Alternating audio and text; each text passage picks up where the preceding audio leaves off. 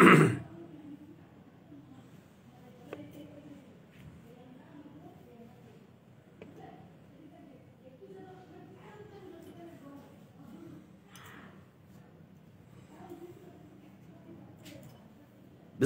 रहमानिर रहीम। अस्सलामु आलैकुम व रहमतुल्लाहि व बाराकातुहू। সুমন বোধহয় জয়েন করছে। সুমন ওয়েলকাম। লক্ষ্মী ভাই আমার দেখতেছে সুমন বোধহয়, কারণ চেম্বারে বসা তো, এই জন্য নেটটা খুব ঘাটে সুমন, এই জন্যই সবসময়ের জন্য নেটে থাকে। এবং সুমন ওয়েলকাম জয়েন করার জন্য। তো আমি আমার প্রম্বে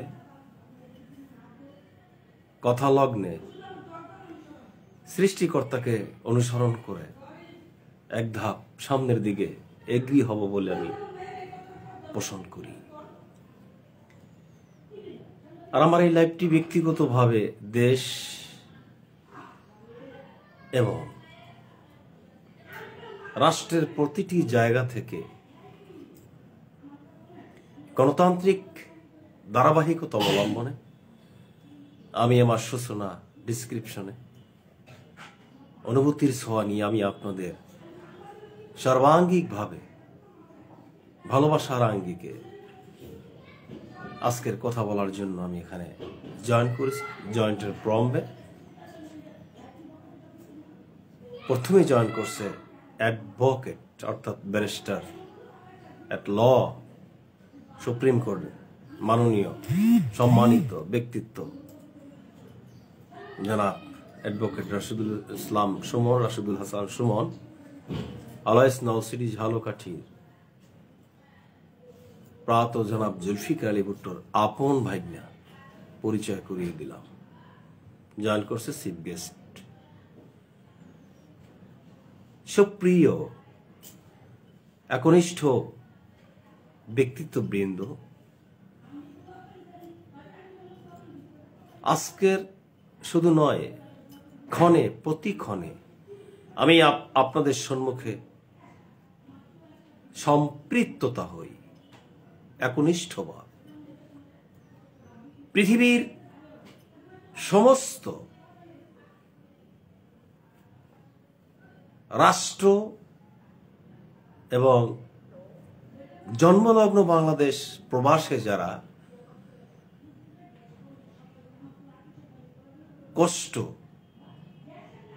এবং পরিশ্রমের বিনিময়ে বাংলাদেশকে রেভিডেন্স দেয়, অর্থাৎ শ্রম দিয়ে শ্রমের টাকা আমরা উপার্জিত একটি অংশ বিশেষ সরকার পায়, সে লক্ষ্যে তাদের অধিকার আদায়ের লক্ষ্যে আমি কিন্তু কথা বলার চেষ্টা করি সর্বাঙ্গিকভাবে।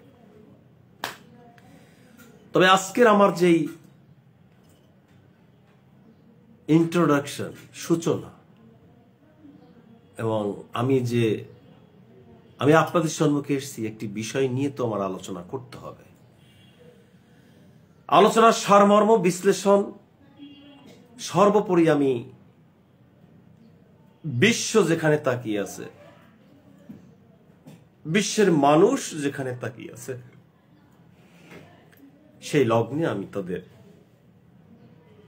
সমস্ত বিষয়াদি নিয়ে আমি কিন্তু আলোচনা করব। সেটা হচ্ছে যে ভারত এবং ইন্ডিয়া যেই গণতান্ত্রিক যেই নির্বাচন, সেই নির্বাচন নিয়ে আমি আলোচনা করতে চাচ্ছি। ভারতের আপনারা জানেন যে হ্যাঁ, বাপ্পি সরকার জয়েন করছে। কেমন আছেন ভাই? ওয়েলকাম বাপ্পি, তোমার উপরে সুমন আছে, ওয়েলকাম। সুমনকে দেখে রাখো, ও নওসির ঝালকাঠির একজন ভবিষ্যৎ। বাপ্পি ওয়েলকাম।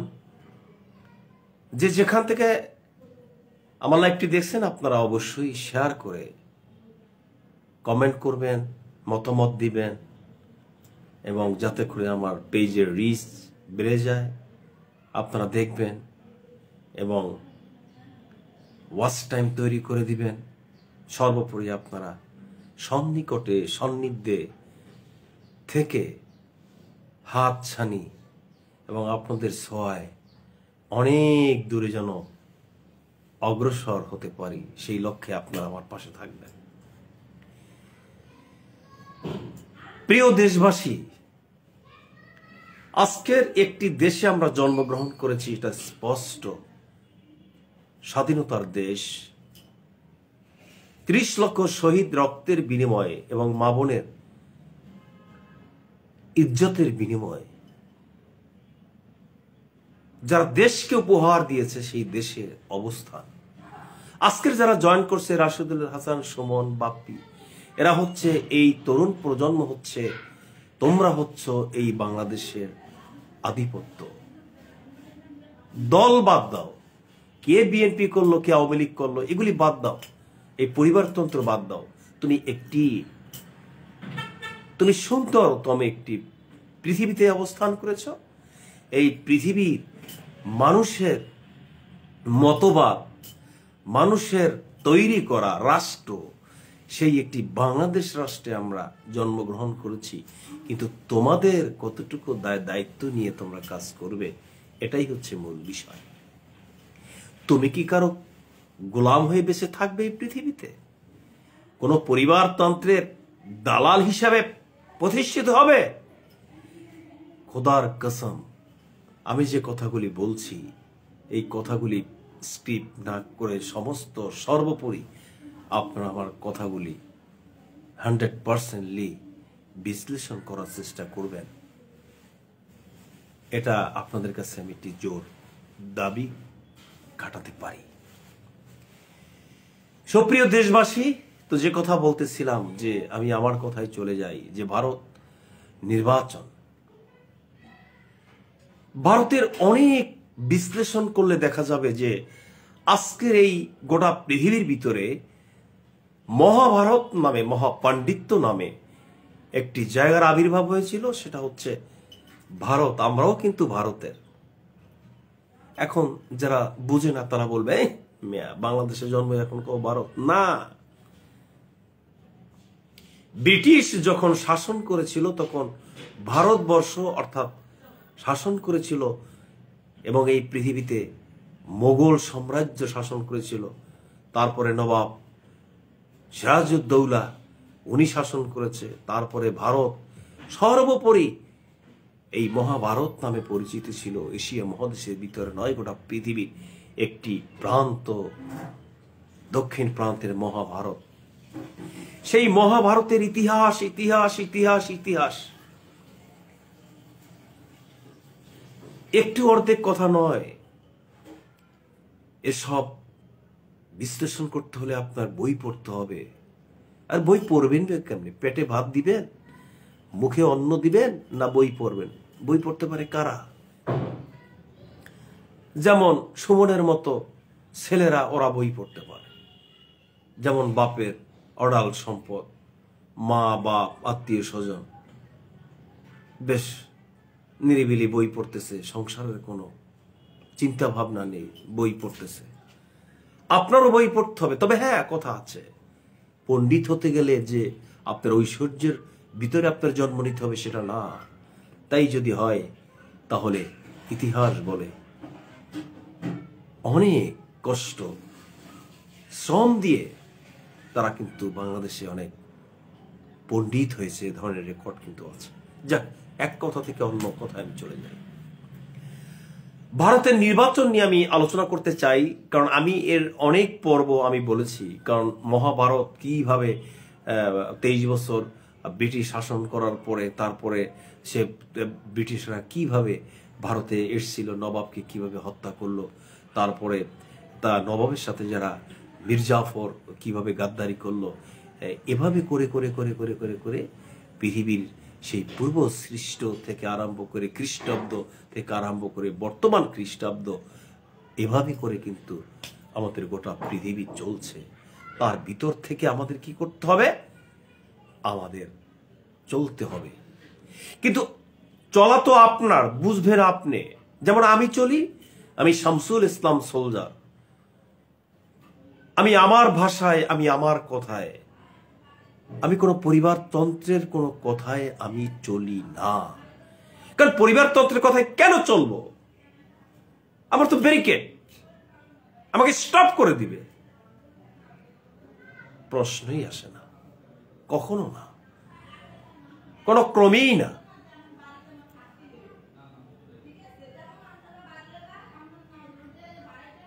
আজকের যে বিষয় আমি বলতেছিলাম সেটা হচ্ছে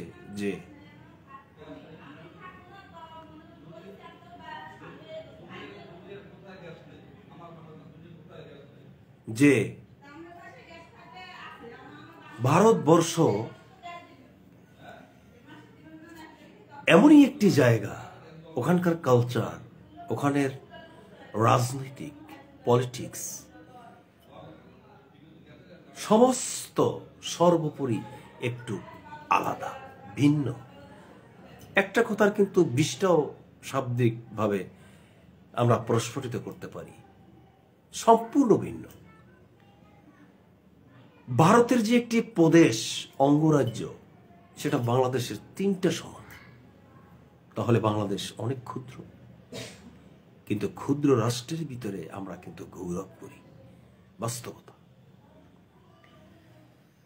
ভারতবর্ষে কিন্তু 28টা অঙ্গরাজ্য, এগুলি জানতে হবে।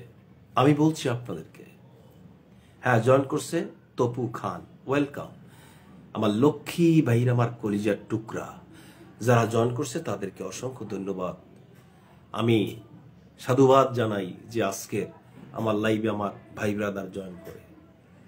আমার এই পেজ শামসুল ইসলাম সোলজার, আর একটা পেজ আছে শামসুল হুদা বিশ্বাস, এবং এই পেজের এই ফেসবুকের পেজ এবং প্লাস গ্রুপ সহ টোটাল প্রায় 15-20টার মতো অনলাইন। আমি কিন্তু অনেক অনেক জায়গায় লাইভ করি, সে লাইভগুলি কিন্তু আপনারা কেউ দেখে না। অর্থাৎ আমার সাথে তাদের সাথে কোনো ফেসবুকে এবং পেজে কিন্তু আমার সাথে তাদের সাথে কোনো ফ্রেন্ডশিপ নেই, এই জন্য তারা দেখতে পাচ্ছে না। প্রিয় দেশবাসী, তো যে কথা বলতেছিলাম যে ভারতবর্ষের ভিতরে 28টি অঙ্গরাজ্য, প্রদেশ।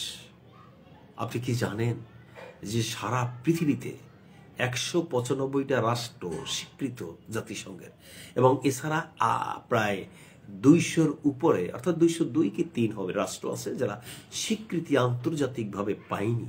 কিন্তু আমার সারা পৃথিবী, মঙ্গল গ্রহ সহ টোটাল আমি বলতে পারি, এবং সে অভিজ্ঞতা, সে বিশ্লেষণ আমি করে দিব ইনশাআল্লাহ। কারণ কি জানেন, কিছু তো লেখাপড়া করেছি, আপনি তো আমার ইতিহাস বুঝবেন না, জানবেন না। কারণ আমি আরবিতে 3 বছর পড়ছি কারিয়ান। অনেক হুজুর আমার কাছে আসে যে কোরআন শরীফ, এরও অন্য সাবজেক্টের কথা ওদিক যাব না, কারণ কোরআন হাদিস সহিভাবে আমি পড়তে পারি, জানতে পারি, হাদিস তাফসির, এবং মোটামুটি সর্বোপরি সর্বাঙ্গিকভাবে আরবি তরজমা, শানে নজুল বিশ্লেষণ আমি করতে পারি। অভিজ্ঞতা এমনই একটা জিনিস, সেটা শুধু লেখাপড়ার মধ্যে হয়, লেখাপড়াও থাকতে হবে, আউট নলেজও থাকতে হবে, এবং সর্বোপরি সর্বব্যাপারে আপনার অভিজ্ঞতার পর বিশ্লেষণ করে আপনি কথাগুলি মানুষের সাথে অ্যাঙ্কারিং করতে পারবেন।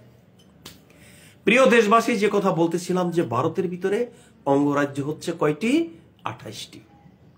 এই 28টি অঙ্গরাজ্য প্রায় 100 কোটি, প্রায় 142 কোটি লোকের দেশে একটি গণতান্ত্রিক নির্বাচন হলো। একটি লোক মারা গেল না, কোনো সহিংসতা হলো না, কোনো কিচ্ছু হলো না, কিন্তু সেখানকার নির্বাচন, এটা আসলে আমাদেরকে কিন্তু পর্যবেক্ষণ করা উচিত, বিশ্লেষণ করা উচিত যে এত বড় রাষ্ট্র। জয়েন করছে আতিকুর রহমান, আতিক ভাই, thank you very much, most welcome join করার জন্য, এবং যে যেখান থেকে পারেন অবশ্যই জয়েন করবে। আমার আত্মীয় মহল, আত্মীয় স্বজন যারা জয়েন করছে, সুমন, ওয়েলকাম। কিন্তু বিষয়টা হচ্ছে যে আমি যে কথা বলতেছিলাম যে সেটা হচ্ছে আজকের এই টোটাল ভারতবর্ষের ভিতরে কালচার, রাজনৈতিক তো একটা কালচার আছে, সিস্টেমিটি আছে। বাংলাদেশে যেমন একটা সিস্টেমিটি আছে, ভারতে আছে, জাপানে আছে, জার্মানি আছে, ইউরোপ কান্ট্রিতে আছে, যুক্তরাজ্যে আছে, যুক্তরাষ্ট্র আছে। বাংলাদেশের 7টি মহাদেশের ভিতরে এশিয়া মহাদেশ বৃহত্তর আমরা গৌরব করি, সেখানকার মোটামুটি ভাবে এই 42টা রাষ্ট্রের ভিতরে ভারত রাষ্ট্রের নির্বাচন নিয়ে আমি আলোচনা করতে চাচ্ছি। তো যে কথা বলতেছিলাম যে মহাভারত থেকে যে ভারত একটা জায়গায় রয়ে গেল, ভারত থেকে আমরা পাকিস্তান, পাকিস্তান থেকে আমরা বাংলাদেশ, কিন্তু নির্বাচনের কথা বলতেছি, ভারতবর্ষের নির্বাচনের কথা বলতেছি। তো 28টি হচ্ছে অঙ্গরাজ্য। আপনি কি জানেন যে 36টি শাখা, মানে 36টি হচ্ছে, তো এই 28টি রাষ্ট্রের ভিতরে 28 জন মুখ্যমন্ত্রী এবং 8টা এটা হলো আপনার অন্যান্য নিয়ন্ত্রণী জায়গা থেকে তাদেরকে নিয়ন্ত্রণ করতে অঙ্গরাজ্য তারা নিয়ন্ত্রণ করে 28টি প্রদেশকে। তাহলে মোট 36টি, আর অঙ্গরাজ্য হলো 28টি, নিয়ন্ত্রণাধীন 8টি। নির্বাচনে আসেন, এই নির্বাচন ঘিরে বাংলাদেশের আমি প্রতিনিয়ত আমি কথা বলছি, সাংবাদিকের ভিতরে তো অনেক ভাগ, কেউ আওয়ামী লীগ পন্থী, কেউ বিএনপি পন্থী, কেউ জাতীয় পার্টি, জামাত, সমস্ত। আর এই দলের পরিবারতন্ত্রের দলের যে চাটুকা আমলা চাটনিওয়ালি, তারা কিন্তু এক এক পক্ষের এক এক সাইডে কথা বলে, কিন্তু সত্যি যে রিয়াল কথাগুলি আমাদেরকে কেউ দেয় না, কেউ দেয় না, কেউ দেয় না, কেউ দেয় না।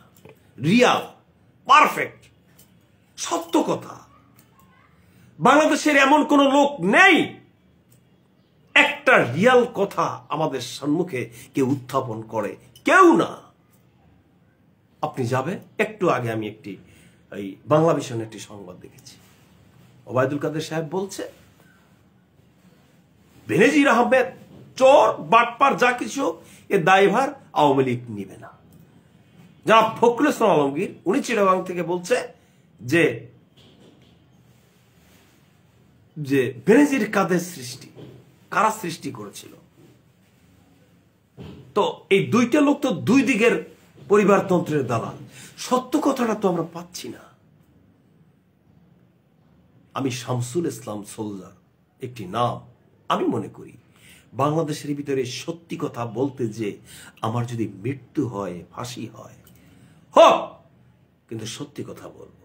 এই সেলিব্রিটির কথা বলছেন, ওই যে টাকলা সুমন, তারপরে ওই যে আপনার নিক্সন, তারপরে যে মামুনুল হক, সেলিব্রিটি রাজনীতি, এদের কথা বলছেন। এরাও এক ধরনের দালাল আমলা পরিবারতন্ত্রের পক্ষে থেকে মানুষদেরকে দেখানো এক ধরনের রাজনৈতিক কর্মকাণ্ডের ভিতরে তারা জড়িত থেকে মানুষদেরকে আশ্বস্ত করছে যে তারা দেশের একটা প্রতিভাবান ব্যক্তিত্ব। আসলে নয়, তারাও সত্যি কথা বলে না। বলেন তাহলে সত্যি কথা বলে কে? এই বিশ্লেষণ আপনারা করবেন। সত্যি কথা বলে কে? সত্যি কথা বলে বই।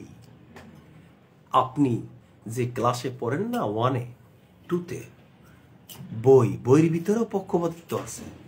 তবে যেই সব বইয়ের ভিতরে পক্ষপাতিত্ব নেই সেই বইগুলি আপনারা কারেকশন করবেন, পড়বেন। আর মানুষের ভিতরে যারা পক্ষপাতিত্ব নেই তাদের কথা শুনবেন, আমার কথা শুনবেন, আর একজনের কথা শুনবেন, বিবেচনা করবেন। আপনি কথার ভিতরে দেখতে পাবেন যখন লাইভে টকশুওয়ালারা টকশু করে, তখন যদি মনে করেন যে আওয়ামী লীগের নির্বাচন নিয়ে যে সুন্দর নির্বাচন হয়েছে, ফেয়ার নির্বাচন হয়েছে, ওই যে মোদী সরকার নির্বাচন দিয়েছে, নির্বাচনে তারা অ্যাটেন্ড করেছে, নির্বাচনে জয়লাভ, কিন্তু বাংলাদেশ নিয়ে ওই নির্বাচনে আপনারা বিরোধী দল ওইভাবে যাবেন। ওইভাবে যাওয়ার পরে এই উদাহরণটা তারা দিয়েছে, তারাও এক ধরনের পরিবারতন্ত্রের দালাল।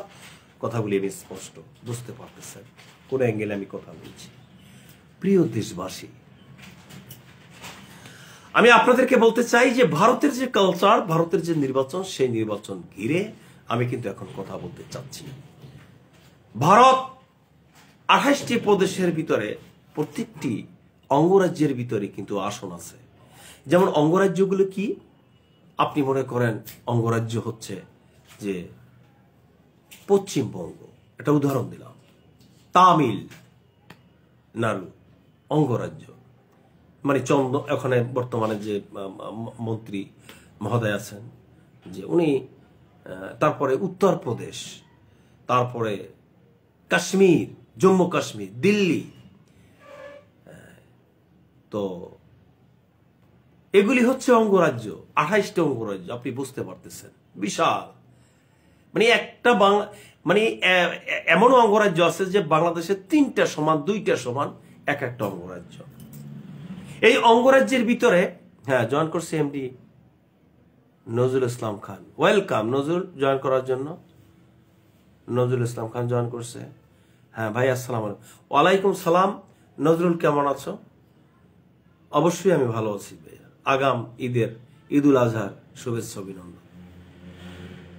তো যে কথা বলতেছিলাম যে আজকের এই প্রদেশ বা অঙ্গরাজ্য দুটো একই কথা, প্রদেশ বা অঙ্গরাজ্য। যেমন আজকের অঙ্গরাজ্যের ভিতরে তাদের কিন্তু আসন সংখ্যা আছে। আর ভারতের ভিতরে আমি আরেকটা কথা বলি, এই ভারতের ভিতরে যেমন বাংলাদেশের একজন পার্লামেন্ট, ভারতের একটা পার্লামেন্ট, বিশ্বের সমস্ত সর্বোপরি প্রত্যেকটা রাষ্ট্রের কিন্তু একটা পার্লামেন্ট থাকে, অর্থাৎ সংসদ থাকে। যেমন ইউনিয়ন পরিষদের সংসদ, ওইভাবে কিন্তু বাংলাদেশের সংসদ বা সেভাবে কিন্তু প্রত্যেকটা রাষ্ট্রের একটি সংসদ ভবন থাকে যেখানে আইন প্রয়োগ হয়। ভাই আলহামদুলিল্লাহ, আপনার ঠিক নাইট্য দিয়ে আসব। ও ঠিকানা, সরি, বুঝতে পারি। ঠিকানা হচ্ছে একদম সোজা চলে আসবা মৌচাক সাইনবোর্ড, অর্থাৎ যাত্রাবাড়ি, ওখানে এসে ফোন দিলে আমি তোমাকে রিসিভ করবো। এখন কোথায় আছো তুমি আমাকে বলো।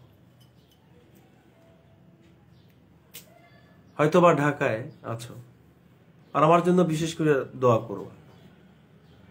আর তোমার নাম্বারটা আমাকে দিয়ে দিও। তো আমি যে কথা বলতেছিলাম যে আজকের আমাদের অনেক কিছু শিখতে হবে, বুঝতে হবে। তো আমি যে কথা বলতেছিলাম যে ভারতবর্ষের ভিতরে সেই প্রদেশের প্রত্যেকটা আসন আছে এবং সমস্ত সব মিলে ভারতবর্ষে আসন হচ্ছে 545টি আসন। তো 2টি আসন ব্যক্তিগতভাবে যখন প্রেসিডেন্ট ক্ষমতায় থাকেন তখন এই 2টি আসন উনি ব্যক্তিগতভাবে নিয়োগ দেয় এবং সেই সহ 545টি আসন বর্তমানে ভারতবর্ষে। ভাই ইবনে সিনা হাসপাতালে আছি, জিগাতলা। ও আচ্ছা আচ্ছা আচ্ছা, সবাই দোয়া করবেন নজরুলের জন্য। ইবনে সিনা হাসপাতালে হয়তো ভর্তি আছে জিগাতলা, ওর জন্য সবাই দোয়া করবেন। অবশ্যই আমি নাম্বারটা নিব। আচ্ছা, লাইনে থাকো, লাইক কমেন্ট শেয়ার করো। ওর মামার জন্য সবাই দোয়া করবেন। জিগাতলা ইবনে সিনা হসপিটালে ওইখানে আছে, 9 নম্বর সেক্টরে নাকি 9 নম্বর সেক্টরে তো ইবনে সিনার বড় হাসপাতাল বাংলাদেশের ভিতরে, ওইটাই হল মানে মেন। যাই হোক, ওর জন্য সবাই দোয়া করবেন, দোয়া চাচ্ছে ওরা আমার জন্য। মা বাবার উপরে তো পৃথিবীতে আর কেউ নেই। তো আমি যে কথা বলতেছিলাম যে সেটা হচ্ছে যে ও আচ্ছা আচ্ছা আচ্ছা, তোমার আম্মা, সেটাই তো। নজরুলের আম্মার জন্য সবাই দোয়া করবেন এবং ওর মায়ের জন্য দোয়া করবেন সবাই। জিগাতলাতে বর্তমানে ইবনে সিনাতে ভর্তি আছে, তো চিকিৎসা চলতেছে। আমার মায়ের অসুস্থ, দোয়া করবেন সবাই সবার জন্য এবং আল্লাহ পাক যেন তাদেরকে সুস্থ করে। রক্ত মাংসের শরীর তো আজকের আছে কালকে নেই। এই পৃথিবীর কত বাহাদুরি, কত মনীষী। যাই হোক, ওর জন্য দোয়া করবেন সবাই। আমি আমার কথায় চলে যাচ্ছি যে ভারতবর্ষে 545টি আসন সংখ্যা, এটা কিন্তু ওদেরকে কিন্তু সিস্টেমিটি, অর্থাৎ রাজনৈতিক সিস্টেমিটিতে কিন্তু ওদের কিন্তু এই রাজ্যসভায় আসতে হবে। ওখানে পার্লামেন্টের 2টা, একটা হলো লোকসভা, একটা হচ্ছে রাজ্যসভা। এবং আমি যে কথা বলতেছিলাম সেটা হচ্ছে যে প্রত্যেকটা প্রদেশে একটা বিধানসভা হয়। বিধানসভাটা হচ্ছে কি, বিধানসভাটা হচ্ছে যে যেমন এই আমি একটা উদাহরণ দিচ্ছি একটা প্রদেশ নিয়ে, সেটা হচ্ছে যে ভারতের আমাদের পার্শ্ববর্তী যে প্রদেশ সেটা হচ্ছে আপনার পশ্চিমবঙ্গ, এই পশ্চিমবঙ্গ মমতা বন্দ্যোপাধ্যায় উনি, হ্যাঁ ভাই কোরবানিতে না নজরুল, আমার তো কোরবানিতে বাড়িতে যাওয়া হবে না, কারণ আমি কোরবানির পরপরই আমার একটা প্রোগ্রাম আছে চিটাগাঙে, ওই চিটাগাঙে যেতে হবে এবং আমি যেতে পারছি না। তারপরেও আমি তোমার সাথে কথা বলবো, যেহেতু নাম্বার আছে অবশ্যই, কারণ আমি তো দেশের ভিতরে এবার নওশীতে ঝালকাঠিতে আমি সর্বোপরি অবস্থান করেছি, গাবারাম চন্দ্রপুর থেকে আরম্ভ করে ললসিটিতে মোল্লারহাট। আর মোল্লারহাট তো মামা বাড়ি, আমার বাড়ি ওটা না, আমার বাড়ি হচ্ছে 3 নম্বর কুলঘাট ইউনিয়ন, নলসিটির কাছাকাছি। তো যাই হোক, আমাকে যথেষ্ট পরিমাণে অনারিয়ামের সহিত আমাকে সেভাবে তারা বরণ করছে, আমার এলাকার লোকজন ছোট বড় সবাই, নজরুল ছিল। তো সেইভাবে তাদের প্রতি আমার অন্তরস্থল থেকে আমি আন্তরিক শুভেচ্ছা অভিনন্দন। তো আমি যে কথা বলতেছিলাম যে অনেক সময় আমার কিন্তু কমেন্টের উত্তর দিতে হয়, আপনার জন্য দোয়া করি সব সময়, যেহেতু আপনি আমাদের অবশ্যই, আসলে বিষয়টা হচ্ছে তোমাদের বড় ভাই, সর্বোপরি তোমাদের দোয়ার আশীর্বাদ নিয়েই বেঁচে আছি, কারণ আমার সার্কেলের লোক তো প্রায় মারা গেছে, মোল্লাহাটে কেউ নেই। কারণ আমার বন্ধু সুলভ ছিল হারুন মোল্লা, উনি নেই। তারপরে আমাদের এলাকায় যারা ছিল প্রায় মৃত্যু, এবং কেউ মৃত্যু সজ্জায়। সর্বোপরি সবার প্রতি আমার ভালোবাসা, এবং যারা আছে এখন বর্তমানে অনেক পোলাপান আমাকে চিনেই না, কারণ সব হচ্ছে আমার ছেলের বয়সী, আর ব্যক্তিগতভাবে তারা রাজনীতিতেও এখন পারদর্শী খুব। তো সেই সুবাদে সবাইকে নিয়ে সর্বাঙ্গীনভাবে একটি পরিবারের মতো ঝালকাঠি পরিবার নিয়ে আমি বাঁচতে চাই। তা সুমন অবশ্যই থাকবা। তো ব্যক্তিগতভাবে নজরুল, তোমার জন্য আন্তরিকভাবে দোয়া আশীর্বাদ, লাইনে থাকো। তো যে কথা বলতেছিলাম যে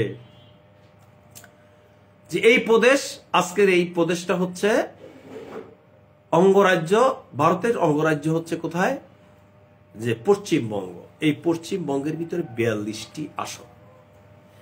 এই 42টি আসনের ভিতরে এবার ধরে নিতে পারেন যে ভারতের নির্বাচনটা কিন্তু 2টা গ্রুপ হয়ে গেছে, একটা ইন্ডিয়া, একটি এনডিএ, অর্থাৎ একটা জোট।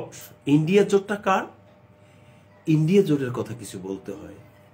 ইন্ডিয়া জোটটা হচ্ছে যে ভারতবর্ষের ভিতরে যে নেহেরু পরিবার। ভাই আসলে কথা বললে কি, আমি ইতিহাস বিভাগের ছাত্র ছিলাম, তো নেহেরু পরিবার এটা হচ্ছে সর্বোপরি যে নেহেরু পরিবার হচ্ছে ভারত মহাভারতের ভিতরে একটি স্বনাম ধন্য এবং সর্বোপরি একটি বিশেষ ব্যক্তিত্বের একটি সুন্দর পরিবার নেহেরু পরিবার।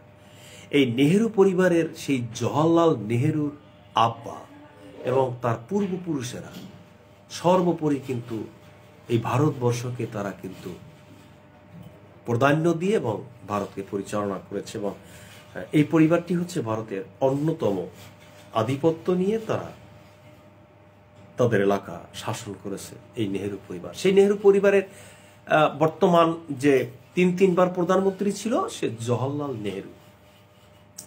এই জওহরলাল নেহেরু 3বার প্রধানমন্ত্রী ছিল। এই জওহরলাল নেহেরু যখন মারা যায় তখন তার মেয়ে ইন্দিরা গান্ধী নেহেরু, অর্থাৎ ইন্দিরা গান্ধীকে কিন্তু আততায়ীর হাতে সে গুলিবিদ্ধ হয়ে তিনি কিন্তু মারা যান। এবং এই ইন্দিরা গান্ধীর ছেলে রাজীব গান্ধী, ওনার হাতে ক্ষমতা আসে, উনিও মারা যান। এবং রাজীব গান্ধীর যে ওয়াইফ সোনিয়া গান্ধীর ছেলে রাহুল গান্ধী, এইভাবে করে করে করে করে করে কিন্তু ভারতের সেই ইন্ডিয়া, অর্থাৎ একটি বর্তমানে যে দল রাহুল গান্ধী অর্থাৎ সোনিয়া গান্ধী দলের প্রধান। আমি অনেক ইতিহাসে যাব না, আমি সংক্ষেপে বলছি যে আজকের এই রাহুল গান্ধী উনি হচ্ছেন ভারতের, এবং উনি একটি জোট, আর হচ্ছে বিজেপি অর্থাৎ ভারত জনতা পার্টি, বিজেপি অর্থাৎ যেই বিজেপির যে এখন বর্তমান যে প্রধান সে হচ্ছে মোদী সরকার, মোদী। এছাড়া অন্যান্য পার্টি কিন্তু ভারতে আছে, যেমন অনেক মোহাম্মদ শাহজাদা, সেলিম, ওয়েলকাম জয়েন করার জন্য। যে যেখান থেকে জয়েন করছেন অসংখ্য ধন্যবাদ আমার লক্ষ্মী ভাইরা, কলিজার ভাইরা। তো আমি যে কথা বলতেছিলাম, জওহরলাল নেহেরু থেকে ভারতে এখন বর্তমানে 19 পর্ব নির্বাচন, 19 না 18, যাই হোক, এই নির্বাচনের যে ধারাবাহিকতা নিয়ে আমি আলোচনা করতে চাচ্ছিলাম, সেই ইন্ডিয়া এবং বিজেপি, অর্থাৎ এছাড়া বিএমআই, তারপরে আপনার কমিউনিস্ট, তারপরে তৃণমূল কংগ্রেস, অনেক অনেক দল কিন্তু ভারতে আছে, যেমন বাংলাদেশে আছে, ভারতেও আছে। তেমন তামিলনাড়ুর ভিতরে আপনার তামিলনাড়ু, তারপরে আপনি নীতিশ উত্তরপ্রদেশের, এরা মহান নেতা, এদেরও দলমত নির্বিশেষে আছে, অনেক দলের সাথে তারা সম্পৃক্ততা। তো যে কথা বলতেছিলাম যে এই দুইটি দল তারা নির্বাচনে অংশগ্রহণ করেছে, তাহলে ওখানে যদি 2 ভাগের 1 ভাগ অর্থাৎ 172টি আসন যদি কেউ জয়লাভ করতে পারে, তারা সরকার গঠন করবে। কিন্তু 172টি আসন কিন্তু এই 2 দলের ভিতরে কিন্তু জোটের ভিতরে কিন্তু কেউই পায়নি। এখন মোদি সরকারের কথা তো কিছু বলতে হবে, কারণ বাংলাদেশে যে আমরা টক শো থেকে টক শুয়ারেরা যারা টক শো করছে, এরা তো আমলা, এরা পরিবারতন্ত্রের এক ধরনের জায়গায় দালাল হয়ে বসে আছে। যেমন সাংবাদিক ইউনিয়নের ভিতরে দালাল আছে কতগুলি পরিবারতন্ত্রের, তারপর সুপ্রিম কোর্ট বার অ্যাসোসিয়েশনে কতগুলি দালাল আছে পরিবারতন্ত্রের, তারপরে মনে করেন আপনার শ্রমিক ইউনিয়ন, এই ইউনিয়ন, সব জায়গায় পরিবারতন্ত্রের দালালেরা কথা বলবে একরকম, আর আমার কথা হচ্ছে একরকম। আমি সত্য কথাটা বলতে চাই এই জন্য যে আমি সত্য কথা না বললে মানুষ বিশ্লেষণ করবে না, বুঝবে না। বিজেপি সরকার উনি মানে আল্লাহর দূত হিসেবে প্রেরণ হয়েছে ভারতে। হ্যাঁ, এমডি ইয়াকুব ভাই জয়েন করার জন্য অসংখ্য ধন্যবাদ। আল্লাহর দূত, এবং উনি 14 সালের নির্বাচনে এবং 19 সালের নির্বাচনে নিরঙ্কুশ ভাবে উনি কিন্তু এককভাবে নির্বাচন করে কিন্তু উনি জয়লাভ পেয়েছিলেন এই মোদী সরকার। কিন্তু এবার কিন্তু সেটা হলো না, হবে কি করে? আচ্ছা, আমি আরেকটা কথা বলি, ভারতবর্ষে কিন্তু আপনার হিন্দু বলে কোনো কথা না, ওখানে কিন্তু অনেক জাতি আছে। আপনি কি মনে করেন যে তামিল যারা তারা কি হিন্দু না? ওখানে শিব সেনারা কিন্তু অনেক আধিপত্য, উত্তরপ্রদেশে কিন্তু শিবসেনা অনেক আধিপত্য, তাদের শিবসেনারা কিন্তু অনেক, এবং মুসলমান শিবসেনা সর্বোপরি। হ্যাঁ ভাই, আপনার জন্য দোয়া ও ভালোবাসা রইল, আমাদের দিকে একটু অবশ্যই খেয়াল রাখবো নাজমুল। সবার প্রতি আমার খেয়াল আছে এবং সবার প্রতি আমার আন্তরিকতা আছে। তো ব্যক্তিগতভাবে আমার লাইভটি একটু শেয়ার করে দিবে নাজমুল, এবং আমি সেইভাবে শেয়ার চাচ্ছি, কমেন্ট চাচ্ছি, আর রিচ যেন বেড়ে যায়। এবং আমার পেজটি, এবং আমার অনেকগুলি পেজ আছে, আমি 14-15টা পেজের এবং ইউটিউব চ্যানেল সহ আমি কিন্তু অনলাইনে এখন বর্তমানে যথেষ্ট পরিমাণে মানুষ আমাকে রেসপেক্ট করে, এবং অরাইয়ামের সহিত সবাই সহযোগিতার সম্পন্নে কিন্তু আমি সবাই ধারস্থ। তো প্রিয় দেশবাসী, আমি যে কথা বলতেছিলাম যে সেটা হচ্ছে, আজকের মোদী সরকার যদি এবার যেত, তাহলে উনি সংসদে নতুন করে আইন প্রয়োগ করে হয়তোবা সামনে নির্বাচন নাও হইতো। কিন্তু ভারতবর্ষের লোক তো খুব এক্সপার্ট এবং খুব চালাক, চতুর।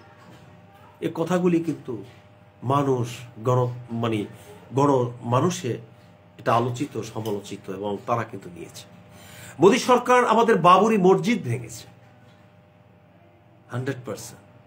তো বাবরি মসজিদ ভেঙেছে, বাংলাদেশের কিছু আলেম ওলামারা আছে এই বাবরি মসজিদের পক্ষে থেকে, তারা কিন্তু আন্দোলন করেছিল।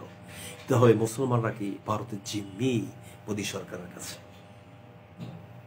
ওনার ভুল এবং ওনার যে কথা এবং ওনার যে এক সাইডটা আধিপত্য ছিল, সেটাকে কিন্তু মানুষ কিন্তু নেয় নেই, শিবসেনারা নেয় নেই, শিখেরা নেয় নেই। এখন হিন্দুরা যদি রাজত্ব করে, তাহলে শিবসেনারা কি কলা চুষবে? ভারতবর্ষে কিন্তু এগুলি গণমাধ্যম বাদ দেন, গণমাধ্যমও সে দখল করে নিয়েছে, কিন্তু ইউটিউব চ্যানেল জগিশকা বসু উনি কিন্তু ইউটিউব চ্যানেলের রাজা। উনি ইউটিউব চ্যানেল বাহিরে বসে, ইউএসএ বসে, রাশিয়ায়, বিভিন্ন জায়গায় ভারতের জিনিসগুলি উনি কিন্তু পৃথিবীতে একটি তোলপাড় আকারে সামনের দিকে এগ্রি করেছেন। ইউটিউব চ্যানেল, সোশ্যাল মিডিয়া, এই আধিপত্য বিস্তারকে কেন্দ্র করে উনি কিন্তু একটা অবস্থানে ছিলেন এবং যাওয়ার পরিক্রমা, এবং উনি সংসদে আবার গেলে হয়তো এ ধরনের হতো। কিন্তু ভারতবর্ষের লোক কিন্তু এগুলি সমস্ত সর্বোপরি একটি সোশ্যাল মিডিয়ায় আলোড়ন সৃষ্টি করছে। এখন যারা অন্য ধর্মের আছে তারা বলবে যে হিন্দু ধর্ম তো তারা এককভাবে আধিপত্য করতে পারবে না ভারতবর্ষে, পারবে না, কখনই পারবে না। কথাগুলি ভারতবর্ষের মধ্যে কথা বলছি, পারবে না। তাহলে কি করা যায়? সমাজ। আর এই কথাগুলি সমস্ত ধর্মাকর করে রেখেছে ওই যে রাজীব গান্ধীর ছেলে, ইন্দিরা গান্ধীর নাতি, অর্থাৎ রাহুল গান্ধী। একটি অ্যাফেসিয়া এতটা সাধারণ জনগণের কাছে যে হাত বুলিয়ে ভুলিয়ে উনি কিন্তু কাজ উদ্ধার করার জন্য এবার কিন্তু উনি মোদীকে বাঁশ দিয়েছে, বাঁশ দিয়েছে। ওই যে ভারতের ভাষা বাঁশ দিয়েছে। আইক্যেলা বাঁশ আছে আমাদের বাংলাদেশে, আইক্যেলা বাঁশ দিয়েছে। এরপরে এই মোদী সরকারের কিছু কিছু জিনিসগুলি এফেক্ট করেছে। তৃণমূল কংগ্রেসের যে নেত্রী, মুখ্যমন্ত্রী মমতা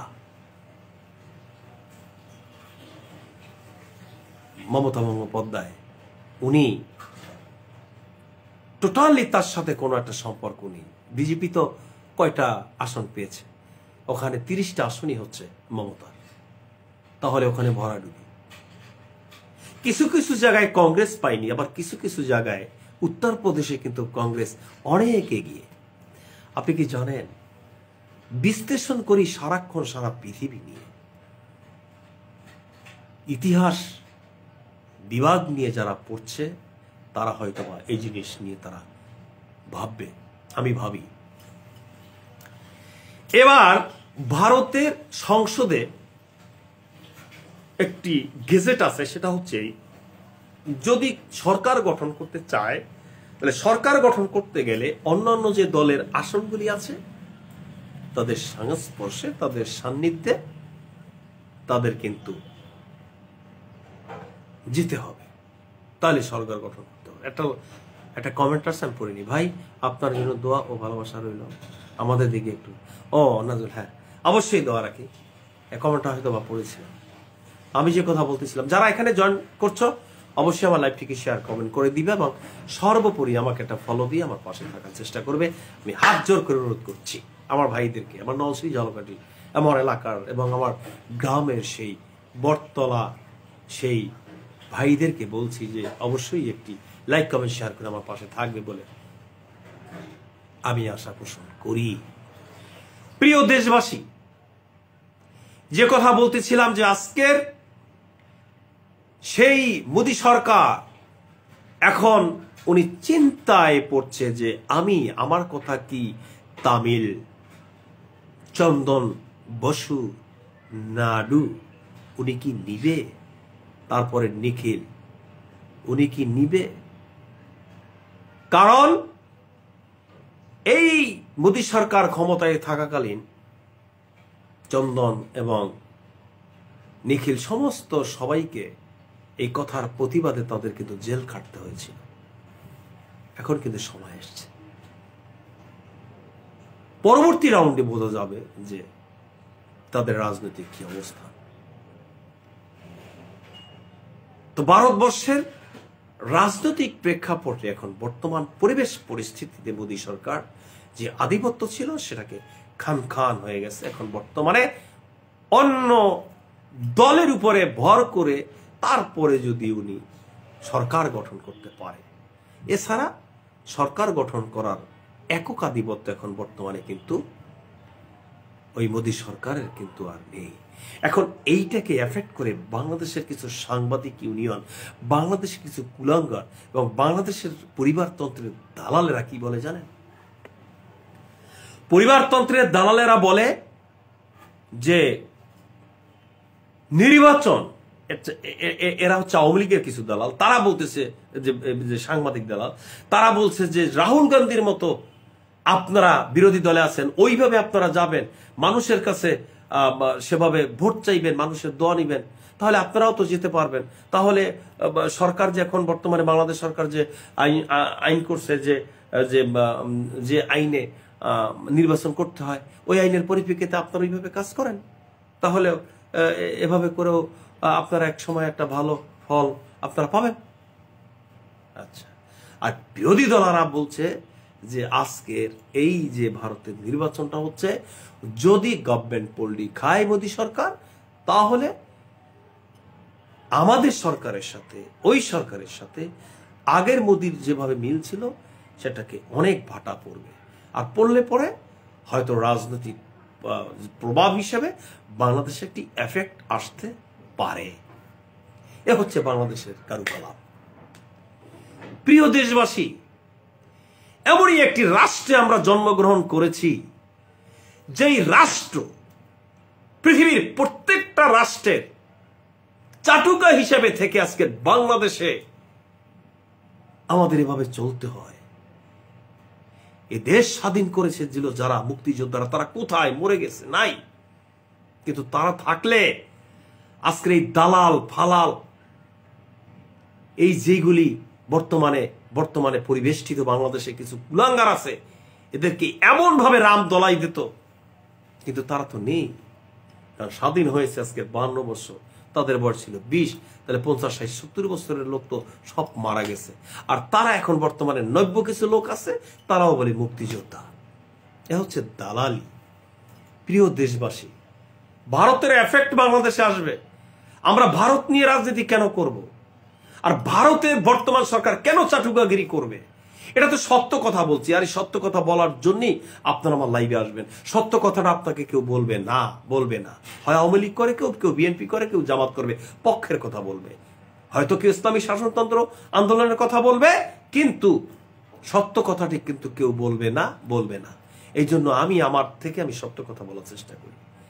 আজকের বাংলাদেশ রাষ্ট্রের উপরে নির্ভরশীল কেন থাকবো আমরা?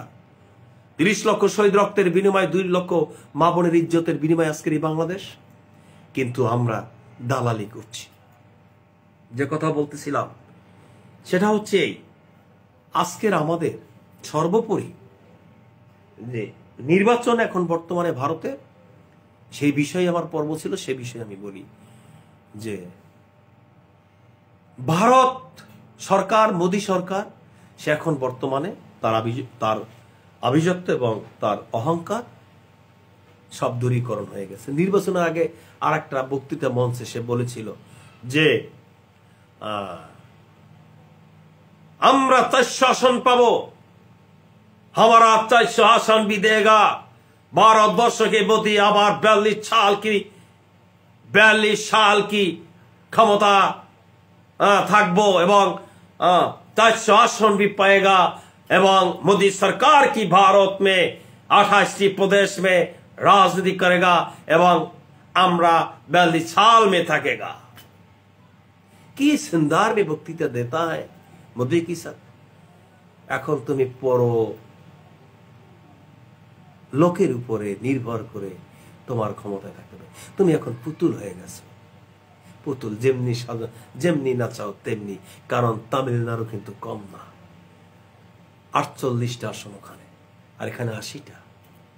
এখন যেমনি খুশি তেমনি নাচা। আর এদিকে মমতা, সে এখন বর্তমানে এই তামিলের সাথে সম্পর্ক, তারপরে উত্তরপ্রদেশের সাথে সম্পর্ক, এদেরকে একত্র করে নিয়ে যদি রাহুলকে প্রাইম মিনিস্টার এবং তারা যদি তাদেরকে নিয়ে যদি একজোট হয়, তাহলে সরকার গঠন করবে রাহুল। তখন মোদী সরকার, তোমার রাম রাজত্ব শেষ। মুসলমানদের উপরে অন্যায় অত্যাচার করেছিল, তাই যদি না হয় তাহলে বাবরি মসজিদ কি ক্ষতি করেছিল? বাবরি মসজিদটাকে ভাঙা প্রতিবাদ করেছিল বাংলাদেশের কিছু মুসলমান, করছে, পারে না। এই সব এই সব টুকটাক আলেম ওলামা দিয়ে বাবরি মসজিদের পক্ষে থেকে আন্দোলন করে কতটুকু অগ্রসর হবে ভাই? বাংলাদেশ তো ক্ষুদ্র একটি জায়গা, এখান থেকে কতটুকু? ভারতে তো এর চাইতেও মুসলমান অনেক বেশি, কিন্তু মুসলমানদের উপরে নির্যাতন নিষ্পেষিত করেছিল। এবং মমতা যতটুকু পারে আজকের মুসলমানদের একটি নিরাপত্তা দানে তারা সংখ্যাগরিষ্ঠ নয়। এবং সালেহ আহমেদ অসংখ্য ধন্যবাদ জয়েন করার জন্য, অসংখ্য। সাদ্দাম হোসাইন ওয়েলকাম ভাই জয়েন করার জন্য, যে যেখান থেকে জয়েন করছে অসংখ্য ধন্যবাদ। তো আজকের এই বাবরি মসজিদ ভেঙে তারা টুকরো টুকরো করে দিল, ওখানে মন্দির করেছে। মন্দিরের নাম আপনারা হয়তো বা জানেন। একটা মসজিদ ভেঙে মন্দির করা, আর আপনি বাংলাদেশের ভিতরে একটা মন্দির ভাঙেন তো? এই সত্য কথা বলাই তোমারই পেস। আপনি বাংলাদেশের ভিতরে, ও মুসলমান, তোমরা একটা মন্দির ভাঙো তো, থাকতে পারবি না। দেখো কি হবে জানো? রাষ্ট্রদ্রোহী মামলা হবে জনতার আদালতে। তোমার 14 গোষ্ঠী তারা কিন্তু ধুয়ে দিবে, সেটা কংগ্রেস থাকুক আর বিজেপি থাকুক, এটা ব্যাপারে কোনো ইন্টারফেয়ার নেই। এখানে প্রধানমন্ত্রীর সাথে হাত থাকুক সেই না থাকুক, তুমি খালি একটা মন্দির ভেঙে দেখো। আর তোমার বাবরি মসজিদ ভাঙলো, তুমি কি করতে পারছো? বাঙালি কচু খাওয়া বাঙালি, আলু ভর্তা ডাইল খাওয়া বাঙালি, তোমাদেরকে কেউ বালেও গোনায় ধরে না। তুমি খামাখা লাফাচ্ছ বাংলাদেশে। কিন্তু হ্যাঁ, যদি কোন রকম কোন প্রকার ভালো ভালো পলিটিক্যাল ম্যান যারা যদি থাকতো, যেমন মাওলানা ভাসানী, শের বাংলায় কেম ফজলুল হক, বঙ্গবন্ধু শেখ মুজিবুর রহমান, প্রেসিডেন্ট জিয়াউর রহমান, তেগি, তারপরে কর্নেল ওসমানী এবং মেজর জলিল, এরা যদি থাকতো বাঙালি, তাহলে আজকের বাংলাদেশ হতো উত্তর কোরিয়ার মতো। কারণ নেই তো। ওই যে বাপ দাঁড়ায়, ওই নুরু একটা কথা বলেছিল যে আমি গরিবের সন্তান, আমি ওইভাবে করে এসেছি, আমি তো সোনার চামচ পরিবারতন্ত্রের কোনো দালাল হিসেবে আমি এখানে আন্দোলন করি না। আসলে সত্য, কিন্তু সেই ধারাবাহিকতায় কিছু পারুক আর না পারুক, রাজার ছেলে রাজা, পরিবারতন্ত্রের ছেলে পরিবার। ওই যে 2500 জায়গায় বলে 2500, এরাই তো রাজত্ব করবে, রাজত্ব করবে তো এরাই। এবং আসসালামু আলাইকুম, তারপরে বিসমিল্লাহির রহিম, এরা রাজত্ব করবে। আর এরা বাংলাদেশে রাজনীতি করে যে কতদূর বাংলাদেশকে সামনের দিকে অগ্রসর করবে, ডিজিটাল স্মার্ট, বুঝতেই পারছেন। এজন্য বলি যে সত্য কথা বলি, এবং কোন দলের সাথে সম্পৃক্ততা নেই। তবে কি দল গঠন করব আমি, সেটা আপনি করবেন, আমি আপনার পক্ষে আছি। আপনি আসুন না, করুন গণতান্ত্রিক চর্চা হিসেবে আপনার দল গণতন্ত্র প্রতিষ্ঠা করুন, অসুবিধা কি? আছি আপনার পাশে, বা আমার পাশে আপনারা থাকুন, কিন্তু সত্যি কথা বলেন। আর সত্য লগ্নে প্রতিষ্ঠিত কথা বলার ধরনই আলাদা। আজকের আমাদের সেভাবে এগুতে হবে। আমার একটা ফোন আসতেছে,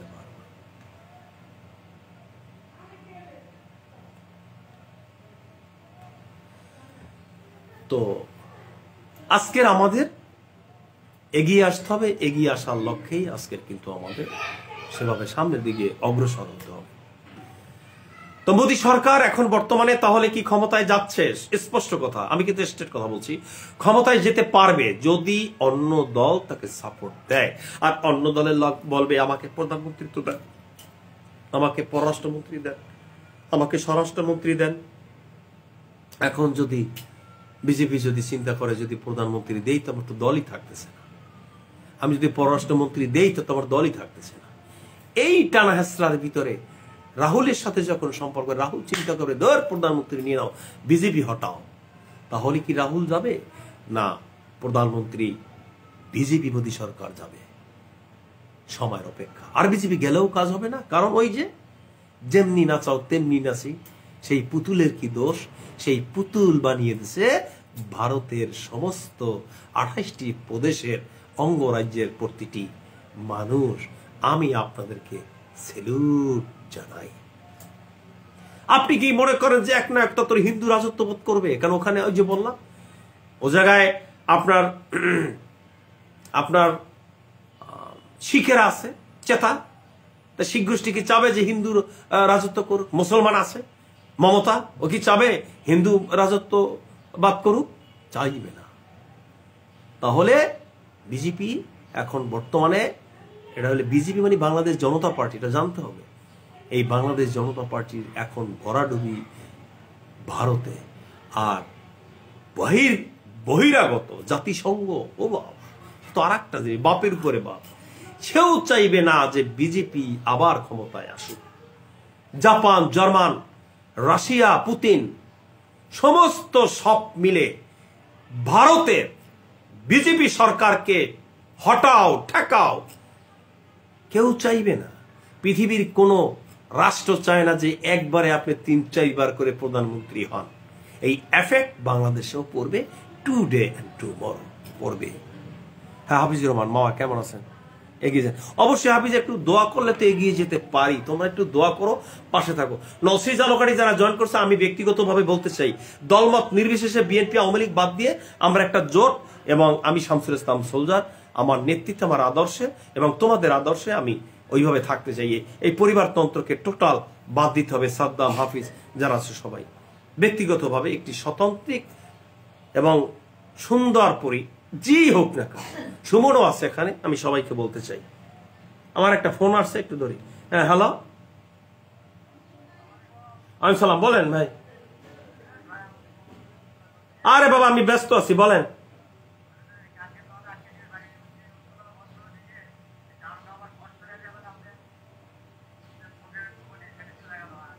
আচ্ছা আচ্ছা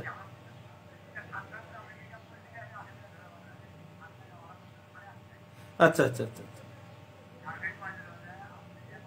জি, হুম, কোন জায়গায় বসবে, বসে আমার ওই জায়গাটা কি পোশাকে থাকবে, আর কি সিস্টেমে মোবাইল আপনি মোবাইল করে দেন, আমার সব জায়গায় চলে যাবো। আসামি কোথায়? আমার আসামি কোথায় এখন আছে? কোথায় এখন তো আসলে বলা তো ভয়ে আছে, কাজে পুলিশ আছে, পুলিশ আরো বাড়ি খাওয়া হবে। তাহলে কি ভালো হয়েছে না, ভালো হয়েছে না খারাপ হয়েছে? ভালো জানে ভালো, ওই আসামির নাম্বার দিচ্ছে, নাম্বার দেবো কি জানবা? কার নাম্বার চাইছে? যে আসামি ধরবে, সেই আসামির নাম্বার দেওয়া ব্যবহার করতে আপনার নাম্বারটা করে দেন, তখন আমরা ধরছে না না না না না না না না, দরকার নাই বলে আমি নাম্বার জানি না, সোজা হিসাব। আচ্ছা আচ্ছা, ওই আমরা মনে হয় তোমার দপ্তর চালাই। আচ্ছা, আপনার পরিস্থিতি কেমন এখন বলেন তো একটু? আপনি কি স্বস্তিতে আছেন? আপনি শক্তিতে আছি বুঝছেন, কোনো টেনশন আল্লাহ আমার নাই। আপনার উপর যে টর্চার করেছিল সে কাজটা কি ভালো হয়েছে? আমি লাইভে আছি, বলুন সবাইকে, সারা বাংলাদেশের মানুষ জানুক আপনি কিভাবে আমার কাজ পাইছেন। আমার কাজ আমি কয় দিচ্ছি যে ওরা আমার ভয় দেখা এটা সেটা কয়, আর কয় যে তুমি ভুল করছে, আমরা মাথার মধ্যে একটা আটকে ভুল করছে, আমি ঠিক করতে পারছি, তারপর ঢুকে দিই কত রসুগুল লেদে লেদে মাথার করছে, এই কথা কয় দিই, এটা আগারি করছে, আর কিছু কয় না। আমি এখন লাইভে আছি, আপনার স্ত্রী কি কি মারছে এটা সবাই সারা পৃথিবীর লোকে শুনবে, আপনি জোরে জোরে একটু বলেন। আপনি অসুবিধা নেই, তাহলে আপনি এখন বর্তমানে স্বস্তিতে আছেন, এই তো?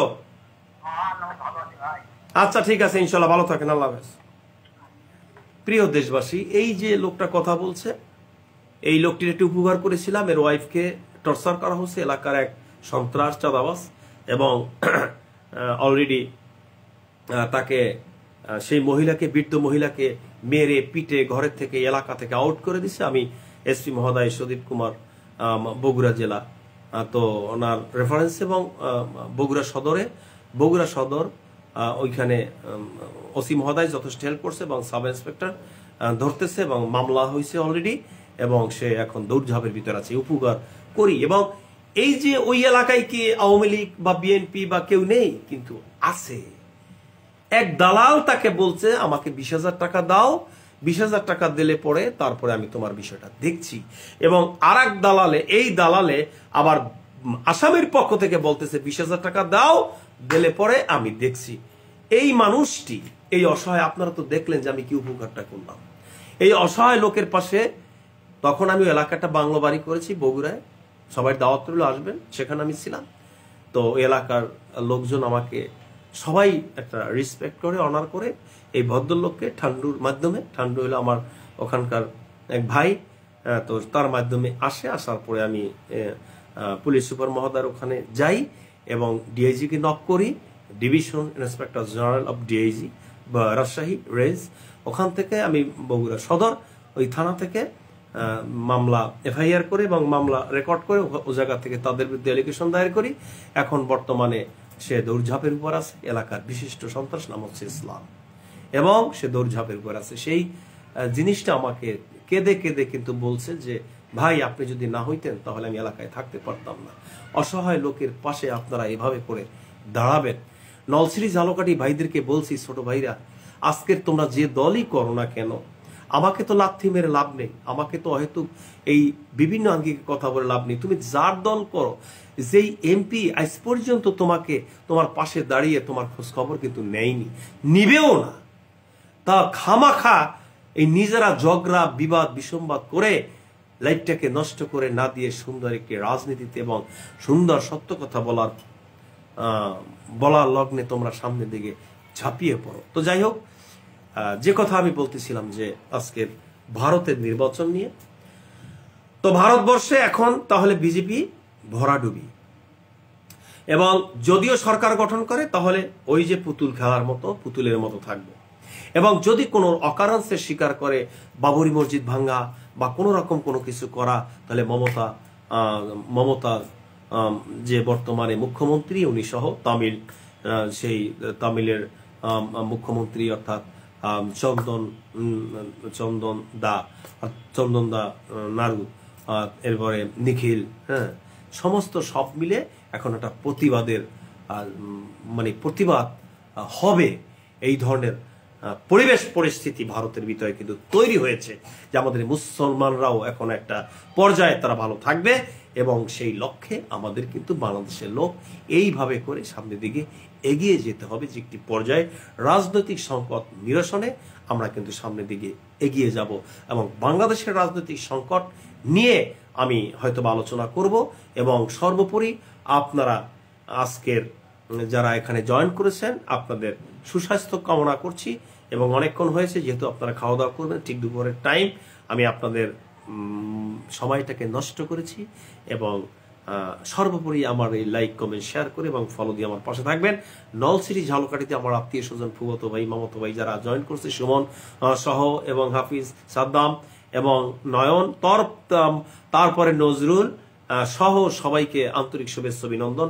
আর নজরুলের আমার জন্য দোয়া করবেন সবাই, যাতে করে সুস্বাস্থ্য দীর্ঘ কামনা করে। এবং নলছিরি ঝালকাঠি, নলছিরির 10টা ইউনিয়ন, ঝালকাঠিতে 10টা 2টি পৌরসভা, সর্বোপরি প্রত্যেকটি জায়গা থেকে সবাই প্রতি আমার আন্তরিক শুভেচ্ছা অভিনন্দন। এবং সর্বোপরি আমার লাইভটাকে শেয়ার করে দিবেন, যে যেখান থেকে দেখছেন অবশ্যই লাইভটিকে শেয়ার করে দিয়ে আমার পাশে থাকবেন বলে আমি আশা রাখি, এবং আপনাদের সুদীর্ঘায়ু কামনা করে এবং সুস্বাস্থ্য কামনা করে আমি শামসুল ইসলাম সোলজার বিদায় নিলাম। সবাই ভালো থাকবেন। আল্লাহ হাফেজ।